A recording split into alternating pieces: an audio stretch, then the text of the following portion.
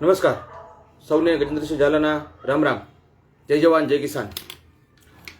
અત્યારે જે આપણે ગુજરાતમાં વિવાદ ચાલી રહ્યો છે, જે પટ્ટા ઉતારી નાખવાનો, તો આના વિશે આપણે સૌએ, હું અને તમે, આપણે પોતે વિચારી આપણા પોતાની વાત છે એ ક્યાં રાખવી અને અધિકારીઓના પટ્ટા શું કામ ન ઉતારી નાખવા, આ બધી વસ્તુ વિશે આપણે વિસ્તારવાર ચર્ચા કરવાની છે.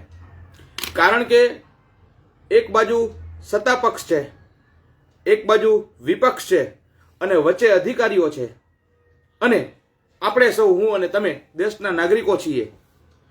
આ બધાની વચ્ચે કોને શું કરવું, શું વિચારવું, કેવી રીતે કરવું, આની આપણે તમામ ચર્ચા કરવાની છે. તો સૌથી પહેલા તમે આ વિડીયોને આખે આખો પૂરેપૂરો જોવો અને તમારામાં જે કોઈ હિંમત હોય, તમારામાં જે કાંઈ બુદ્ધિ હોય, તમારામાં જે કાંઈ નૈતિકતા હોય એ મુજબ કોમેન્ટ જરૂર કરજો. કોમેન્ટ જરૂર કરજો.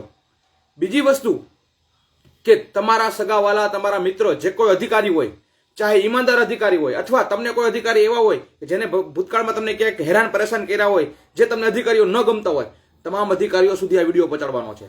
બે માટે આ જરૂરી છે. એક પણ અધિકારી છૂટવો ન જોઈએ. તમામ સુધી વિડીયો પહોંચાડવા માટે, આ વસ્તુને શેર કરવા માટે મારી તમને નમ્ર વિનંતી છે. હવે આપણે વાત કરીએ તો ક્યાંક રાજકીય લોબી અને મોટા મોટા સિનિયર અધિકારીઓ છે એ નીચેના અધિકારીઓને અમુક કામ કરવા માટે મજબૂર કરતા હોય છે, અમુક કામ કરવા માટે ઓર્ડર આપતા હોય છે, આદેશ આપતા હોય છે. ઘણી બધી વખત એવું બને છે કે આ જે કામ કરવાનું થતું હોય છે એ કામ કાયદા વિરુદ્ધના, નૈતિકતા વિરુદ્ધનું અને સંસ્કૃતિ અને સંસ્કાર વિરુદ્ધનું પણ કામ હોઈ શકે છે. ત્યારે આવા કામ જ્યારે અધિકારીઓ કરે છે નીચેના, ખાસ કરીને હું પોલીસ ડિપાર્ટમેન્ટની વાત કરું તો કોન્સ્ટેબલ હોય, હેડ કોન્સ્ટેબલ હોય, એએસઆઈ હોય, પીએસઆઈ હોય, પીઆઈ હોય, આ લેવલ સુધીના અધિકારીઓ છે. ઘણીવાર એવું બને છે કે એમની પોતાની ઈચ્છા નથી હોતી, કંઈક મજબૂરી હોય છે અને એ આવું કાર્ય કરતા હોય છે જે મને અને તમને ગમતું હોતું નથી. બીજી વસ્તુ કે આ ખાલી પોલીસ ડિપાર્ટમેન્ટની એકની વાત નથી. ચાહે મામલતદાર ઓફિસમાં હોય, કલેક્ટર ઓફિસમાં હોય, ચાહે આરએનબી ડિપાર્ટમેન્ટમાં હોય, ચાહે નર્મદા નિગમમાં હોય, બીજા નિગમમાં હોય, એની અંદર જે ક્લાર્ક લેવલના છે અધિકારીઓ, જે નાયબ મામલતદાર લેવલના અધિકારીઓ છે, મામલતદાર લેવલના અધિકારીઓ છે, અહીં સુધીની બાકી જે ટોપ લેવલના આઈએએસ, આઈપીએસ, સુપર ક્લાસ 1 જે અધિકારીઓ બેઠા છે, એને ક્યાંય આમાં કાંઈ ભોગવવાનું આવતું નથી, સિવાય કે 1-2% અધિકારીઓ. પણ ક્યાંક ને ક્યાંક એવો માહોલ બનતો જાય છે કે તમામ અધિકારીઓ ભ્રષ્ટ હોય છે. તો મારે કહેવું છે તમામને કે આપણે એક નાગરિક તરીકે તમામ અધિકારીઓને આપણે ભ્રષ્ટ નથી કહી શકતા. કેટલાક પણ અધિકારીઓ ઈમાનદાર અને બાહોશ છે. 2 દિવસ પહેલાનો જ દાખલો છે કે એક વ્યક્તિનો પરિવારનું મૃત્યુ થયું, એને એમ્બ્યુલન્સમાં લઈ જવા માટે પૈસા નહોતા, એના ડેડ બોડીને અગ્નિ સંસ્કાર આપવા માટે. તો એ ડિપાર્ટમેન્ટના લોકોએ પૈસા ભેગા કરીને એમ્બ્યુલન્સમાં વ્યવસ્થા કરી દીધું. તો આવા નૈતિક અને સારા અધિકારીઓ, સમાજસેવી લોકો પણ છે. આજે બધા મરી પડવાના નથી, પણ જે અધિકારીઓ છે, જેને સમાજની સેવા કરવી છે, જે પોસ્ટ ઉપર છે, જે પોઝિશન્સ ઉપર છે, ચાહે પોલીસમાં હોય કે બીજા ડિપાર્ટમેન્ટમાં હોય, જેને દેશ માટે, પ્રજા માટે સારું કામ કરવું છે, પોતાના સમાજમાં નામ કમાવવું છે, આવા અધિકારીઓ જે છે એ અધિકારીઓને આપણે ખાસ સહકાર આપવાનો છે. કે આ અધિકારીઓને મારે નમ્ર કહેવું છે કે તમે ક્યાંક ભૂતકાળમાં એવી ભૂલ કરી ગયા હોય કે જે ભૂલના કારણે તમને તમારો ડિપાર્ટમેન્ટ હોય કે તમારા સિનિયર અધિકારીઓ હોય એ ક્યાંક ને ક્યાંક તમને એના કારણે તમને તમારી ઉપર પ્રેશર આવતું હોય. બીજી વસ્તુ કે તમે અત્યાર સુધીમાં કદાચ એવું બને કે તમે અવળા રસ્તે હોય. આપણે સંસ્કૃતિમાં કહેવત છે ને કે પેલા વાલિયો લૂંટારો હતો, એમાંથી એને વાલ્મીકી ઋષિ બની અને રામાયણ રચી.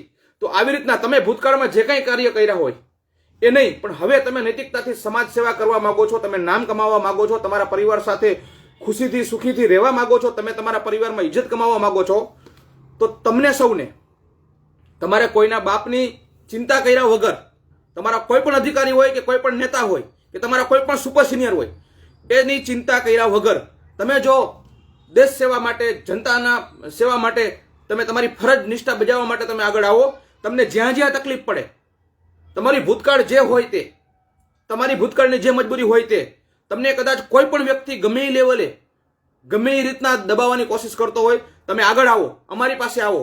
હું, અમારી ટીમ, અમારું ગુજરાત કિસાન સંગઠન તમને સંપૂર્ણ સાથ સહકાર આપશું. એ ગમે એવો ચમરબંધી હોય તમારી ઉપરનો, એ રાજકીય ગમે એટલી પહોંચવાળો વ્યક્તિ હોય, એ ગમે એટલો સિનિયર કે સુપર સિનિયર હોય, અમે તમને તમામ પ્રકારનો સાથ સહકાર આપશું નૈતિકતા માટે. તમને કાયદાકીય રીતે, પછી તમને તમારા ડિપાર્ટમેન્ટની અંદર તમારે કેવી રીતે કામ કરવું, તમને ઉપરથી આવે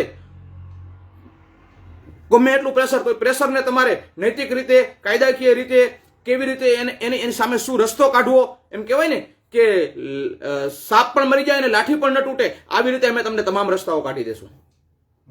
પણ જો તમે નૈતિકતાથી જીવવા માંગતા હોય તો, તમે અત્યાર સુધી ભલે વાલીઓ લૂંટારો હોય, પણ હવે તમે વાલ્મીકી ઋષિ બનવા માંગતા હોય અને પ્રજાના કલ્યાણની નવી રામાયણ લખવા માંગતા હોય, તો અમે તમારી સાથે છીએ. આવો, કોઈના બાપથી બીવાની જરૂર નથી, બરોબર છે? અમે તમારી સાથે બેઠા છીએ. રહી વાત ભ્રષ્ટ અધિકારીઓની, તો જેટલા ભ્રષ્ટ અધિકારીઓ છે, જે સમાજ અને કાયદાની વિરુદ્ધનું કામ કરી રહ્યો છે, આવા લોકોને આ આધુનિક ભારતના રાક્ષસો કહેવાય. આવા રાક્ષસોના પટ્ટા ઉતરવા જોઈએ, એક વાર નહીં, 17 વાર ઉતરવા જોઈએ. અને જેમ જિજ્ઞેશભાઈએ તો પટ્ટા ઉતારી નાખવાની ખાલી વાત કરી છે, અમે ઘણા બધાના પટ્ટા ઉતારી ચૂક્યા છીએ.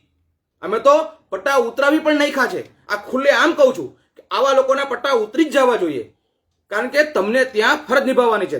સાથે સાથે મારે પોલીસ પરિવારને અને આ અધિકારીઓના તમામ પરિવારને પણ કહેવું છે કે તમારા ઘરનો, તમારો દીકરો હોય, તમારો પતિ હોય, તો એને, કે તમારા ઘરની દીકરી હોય કે તમારી પત્ની હોય, એને નૈતિકતાપૂર્ણ એની જવાબદારી નિભાવવા માટે, નોકરી કરવા માટે તમારે પણ સાથ સહકાર આપવો પડશે. તમે જે ખોટી અપેક્ષાઓ રાખશો એના કારણે એની ઉપર પ્રેશર આવે વધારે પૈસા કમાવાનું, જે મુજબની નોકરી છે, જે મુજબનો પગાર છે, એ મુજબનું જીવન ધોરણ અપનાવો. અને પછી શું થાય છે, એને ક્યાંકથી સાઈડની ઇન્કમ માટે વિચારવું પડે છે, અધિકારીઓનો ભોગ બનવું પડે છે, ઉપરથી અધિકારીઓનું પ્રેશર હોય, અધિકારીઓનો ગુલામ બને, અને ઘરે તમારી આશાઓ વધારે હોય, અને ક્યાંક ને ક્યાંક આ વ્યક્તિ છે કાંઈ વ્યસને ચડી જાય છે. આપણે જોયું છે ઘણા બધા અધિકારીઓ અત્યારે વ્યસનના રવાડે છે, અને ક્યાંક ને ક્યાંક કેટલાક અધિકારીઓ સુસાઇડ પણ કરી લે છે. આ તમારે પણ વિચારવું પડશે. અને જ્યારે આવી ઘટના ઘટશે ને તમારા પરિવારમાં, ત્યારે તમે જે આ બધું અત્યારે જે તમને સારું લાગે છે ને, એ બધું તમારું ભૂસાઈ જશે. તમે તમારા પુત્ર કે પુત્રી, તમારા ઘરના સદસ્ય જે પણ નોકરી કરે છે, એને તમે નૈતિકતાની હિંમત આપો. તમે એને કહો કે આપણો જેટલો પગાર છે એમાં આપણે ઈમાનદારીથી કોલર ઊંચો કરીને જીવશું, આપણે ઈમાનદારીથી કોલર ઊંચો કરીને જીવશું, કોઈની બાપની ગુલામી નથી કરવી, આપણે આપણી ફરજ નિભાવી છે. એટલે તમારી પણ નૈતિક જવાબદારી છે. અને જે લોકો અત્યારે આ પોલીસ પરિવારને એ બધા જે છે અત્યારે પ્રોટેસ્ટ કરી રહ્યા છે, તો હું તમને એમ કહું છું કે જ્યારે પોલીસ ડિપાર્ટમેન્ટના અધિકારીઓ ખૂબ દબાણ, પ્રેશરથી જ્યારે સુસાઇડ કે આપઘાત કરે છે, ત્યારે તમે કેમ નથી આંદોલન ઉપર ઉતરતા? ત્યારે તમને શું થાય છે?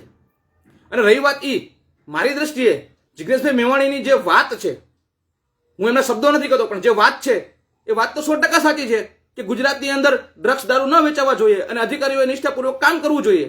આમાં શું એને ખોટી વાત કરી છે? અને એમાં તમે એની સામે વિરુદ્ધમાં તમારી ઈમાનદારી ઉપર ક્વેશ્ચન માર્ક આવે છે. જે તમે આંદોલન ઉપર ઉતર્યા ને પરિવારો, અધિકારીઓ તો ઠીક છે, પણ અધિકારીના પરિવારો ઉપર પણ એમની ઈમાનદારી ઉપર ક્વેશ્ચન માર્ક ઉઠે છે. એટલે આ વસ્તુ છે એ તમારે વિચારવી જોઈએ. તમને 5 જણા વ્યક્તિ કહે, પણ આપણે કેટલી નિષ્ઠાથી કામ કરીએ છીએ એ આપણી નિષ્ઠા બતાવવી જોઈએ. એટલે કોઈ પણ અધિકારીઓ છે જે ગુજરાતની જનતાની સેવા કરવા માંગે છે, ખેડૂતોની સેવા કરવા માંગે છે, આ મોટા ભાગના અધિકારીઓ આપણા ખેડૂતોના દીકરા દીકરીઓ છે. ઉપર બેઠેલા જે આકાઓ છે ને, એ આકાઓ આમને કઠપુતળીની જેમ રાખી ખોટા આડાવડા ગમે એમ કરીને કામ કરાવતા હોય છે. એ અધિકારીઓને પણ ઘણીવાર ખબર નથી હોતી, ઘણીવાર મજબૂરી હોય છે.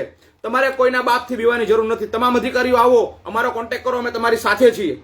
ભલે તમારી ભૂતકાળની ગમે એવી ભૂલ હોય, તમે ગમે એવું તમારે મગજમાં તમે ટેન્શન કાઢી નાખો. અને બીજી વસ્તુ, ગમે એવું પ્રેશર હોય, મહેરબાની કરીને કોઈ પણ અધિકારીને, ડિપાર્ટમેન્ટનું પ્રેશર હોય, કોઈ અધિકારીનું પ્રેશર હોય, ખોટા કામ કરવા માંગતા હોય, તમે ખોટું ન કરવા માંગતા હોય, તમારી ઉપર પ્રેશર હોય, મહેરબાની કરીને ના વ્યસને ચડતા, ના કોઈ આડું પગલું ભરતા, અમારો સંપર્ક કરો, અમે તમારી સાથે છીએ. તમામ રસ્તાઓ અમે તમને કાઢી દેશું. અને રહી વાત ઘણા બધા ખાસ કરીને પોલીસ પરિવારને 100% બદનામીની દ્રષ્ટિએ જોવે છે. 100% બદનામ નથી. અમે પોલીસ સ્ટેશને અવારનવાર જઈએ છીએ.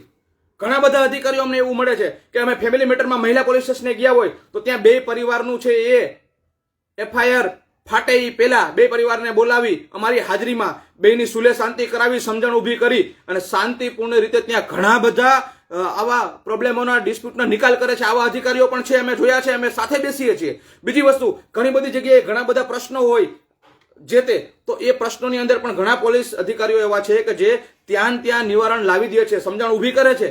આવા અધિકારીઓ પણ છે. હમણાં આપણે જોયું તો ટંકારામાં પૂર આવ્યું હતું ત્યારે 2 વર્ષ પહેલા એક પીએસઆઈ સાહેબ હતા, દીકરીને ખંભે બેસાડી અને પૂરમાંથી બહાર કાઢતા હતા. તો આવા અધિકારીઓને મારે તમારા સાથ સહકારને સન્માનિત નહીં કરવા જોઈએ? શું બધાને એક જ લાઈનમાં ઊભા રાખવાના? આ 2 દિવસ પહેલા અમે તમને દાખલો આપ્યો કે 35,000 રૂપિયા જેટલું રકમ ભેગી કરી અને એ ડેડ બોડી પહોંચાડવાની વ્યવસ્થા કરી. આ પોલીસ અધિકારીઓ જ હતા. અને હું તમને કહું છું, છે ભ્રષ્ટ અધિકારીઓ છે. અને આ ભ્રષ્ટ અધિકારીઓને હવે છે ને તમને કહી દઉં છું, ભ્રષ્ટ અધિકારીઓ તમે ચેતી જાઓ તમારા પરિવારની અને તમારી પોતાની ચિંતા કરો. આ કેટલાય જેલમાં બેઠા છે એને પૂછો. જે તે વખતે રાજકીય લોકો એને આદેશ આપતા હતા, જે તે વખતે એના સિનિયરો એને આદેશ આપતા હતા. અત્યારે જાય છે એ કઈ જેલમાં મળવા, ટિફિન દેવા જાય છે કોઈ? તમારી આજ હાલત થશે. તમે સુધરી જાઓ, તમારી નૈતિકતા, ઈમાનદારી, તમારી ફરજ નિભાવો અને જે પગાર છે એ પગારમાં મુજબનું જીવન ધોરણ કરો. અને હા, તમારા પગાર ઓછા હોય, તમારા સ્કેલ ઓછા હોય, બીજા રાજ્યની કમ્પેરિઝન્સમાં તમને અન્યાય થતો હોય તો હું તમને એમ કહું છું કે પોલીસ પરિવાર હોય ચાહે બીજા અધિકારીઓનો પરિવાર હોય, તમારા પગાર વધારવા માટે બંધારણની રીતે તમે લડો, આંદોલન કરો. અમે તમારી સાથે છીએ. આજે ગુજરાતના બીજા રાજ્યની અંદર પોલીસોને જેટલો પગાર મળતો હોય, ક્લર્કને જેટલો પગાર મળતો હોય એટલો ગુજરાતના અધિકારીઓને પણ મળવો જોઈએ. અને બીજી વસ્તુ કે તમે એકવાર ઈમાનદાર બનશો. આજે તમે જોવો તો ખરા, થોડાક પૈસાઓ માટે તમારી હાલત શું છે. તમારી પાસે